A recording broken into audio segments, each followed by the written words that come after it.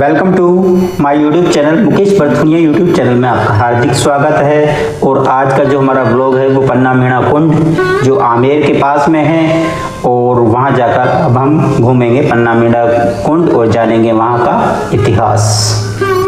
पन्ना मीणा कुंड Ajmeri gate से लगभग 12 kilometre और रेलवे स्टेशन से 15 किलोमीटर के समथिंग पड़ता है, और आमेर से यह कुछ ही दूरी पे पड़ता है। ये भारत में लगभग 2000 बावड़ियाँ हैं, जिनमें लगभग 100 राजस्थान में हैं। यह अपनी संरक्षित बावड़ियों के लिए प्रसिद्ध है, और उसमें से एक है पन्ना मीणा का कुंड।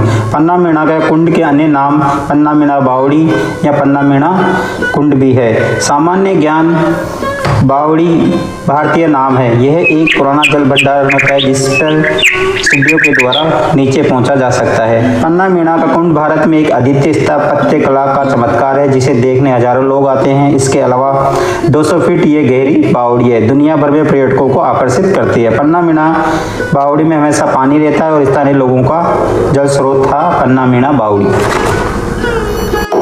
पन्ना मीणा का कुंड की स्थापत्य शैली अनूठी। हालांकि इस जगह की सबसे खास बात यह है कि नीचे उतरने के लिए जिन सीढ़ियों का प्रयोग किया जाता है, उन्हीं सीढ़ियों के द्वारा आप वापस नहीं आ सकते।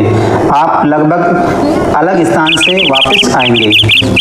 और ये क्रॉस और वी पैटर्न पर आधारित सीढ़ियाँ हैं। इसके चारों कोनों पर 4 छतरियाँ बनी हुई है। ये अष्टकोणीय मंडप की तरह है। Tagore national scholar of archaeological survey of India doctor Chandramani की रिपोर्ट के अनुसार औरंगजेब के समय पन्ना मियाँ उनके यहाँ नौकरी करते थे, जो एक किन्नर थे। और औरंगजेब किन्नरों को पसंद नहीं करता था, क्योंकि इस्लाम में किन्नरों को पसंद नहीं किया जाता है। इसीलिए जब बिशन सिंह जी सवाई मानसिंह द्वितीय के पिताजी थे, जब वहाँ गए तो उन्होंने जब पन्ना मियाँ को देखा तो वो उनसे बहुत प्रभावित हुए। उसके बाद में उन्होंने औरंगजेब से पन्ना मियाँ को मांग लिया और अपने यहाँ आमेर ले आए। और उसके बाद में उन्होंने अपनी कार्य क्षमता, ईमानदारी और निपुणता से आमेर के राजकार्यों में अपनी भागीदारी की। और उसके बाद में जब बिशन सिंह जी काफ़ी कमज़ोर हो गए, तो उसके बाद में सवाई मानसिंह छोटे थे, तो उनको भी उन्होंने सवाई मानसिंह के जो राजकार्य में इन्होंने योगदान दिया। जब सवाई मानसिंह जी छोटे थे तो राजकार्य में भी उनका काफ़ी योगदान रहा। और इसी से प्रभावित होकर पन्ना मीणा कुंड उन्होंने ही बनवाया, पन्ना मियाँ ने। लेकिन इस पे विवादास्पद स्थिति रही, इसीलिए इसे पन्ना मीणा का कुंड कहा जाता है, जबकि ये पन्ना मियाँ का कुंड है, ऐसा सर्वे रिपोर्ट बताती है। जब बिशन सिंह जी, जिनको सवाई मानसिंह जी के द्वितीय के पिताजी थे, उनका मृत्यु हो जाती है, उसके बाद में पन्ना मियाँ ही उनकी देखभाल किया करते थे और राज कार्य में योगदान दिया करते थे। और पन्ना मियाँ की जो आर्ट ऑब्जेक्ट पेंटिंग सील उन्हीं की लगती थी, जो उस समय राजकार्य में मान्य थी। जबकि जहांगीर और अकबर के समय ये एक लिबरल धर्म था, जहाँ पर हिंदू और मुस्लिम धर्म दोनों ही धर्मों के बीच का धर्म ये माना जाता था। वहाँ पर किन्नर, जिन्हें खोजा भी कहते हैं, उनकी उपस्थिति मान्य थी। जबकि औरंगजेब एक कट्टर धर्मपंथी था, वह किन्नरों को पसंद नहीं करता था। इसीलिए महाराजा बिशन सिंह जी ने औरंगजेब से उस खोजा या किन्नर को मांग लिया और आमेर ले आए। उसके बाद उन्होंने बहुत ही बेहतरीन तरीके से आमेर का राजकार्य संभाला। सवाई मानसिंह के राजकार्य में भी योगदान उन्होंने दिया, और ऐसी पन्ना मीणा कुंड उन्होंने बनवाया, जो बहुत ही खूबसूरत और बेजोड़ तकनीक का बना हुआ ये कुंड है। लेकिन इतिहास में विवाद है, और इस वजह से पन्ना मीणा कुंड इसे कहा जाता है। ये तो थी हमारी रिसर्च रिपोर्ट, जो डॉक्टर चंद्रमणि जी के द्वारा इतिहास में बताई गई हैं, और वो बहुत बड़ी स्कॉलरशिप थी।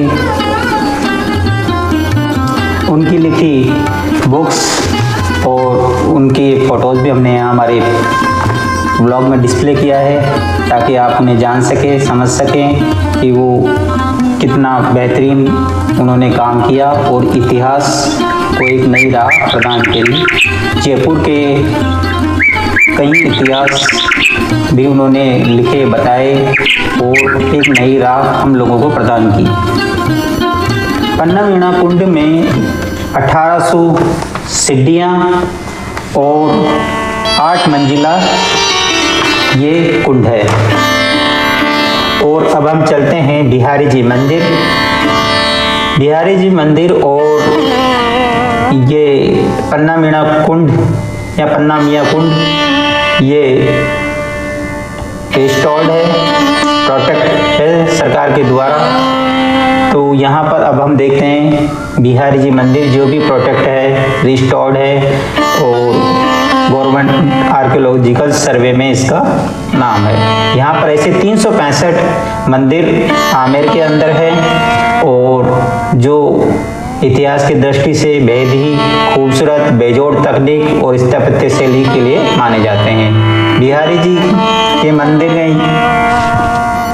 यहाँ पास में ही बिहारी जी, कवि बिहारी जी रहते थे, जो भगवान की कविताएं यहाँ पर लिखा करते थे, गाया करते थे और इस मंदिर में पूजा किया करते थे, इसीलिए इसे बिहारी मंदिर भी कहा गया है। और उनका निवास स्थान भी यहीं से कुछ दूरी पे था।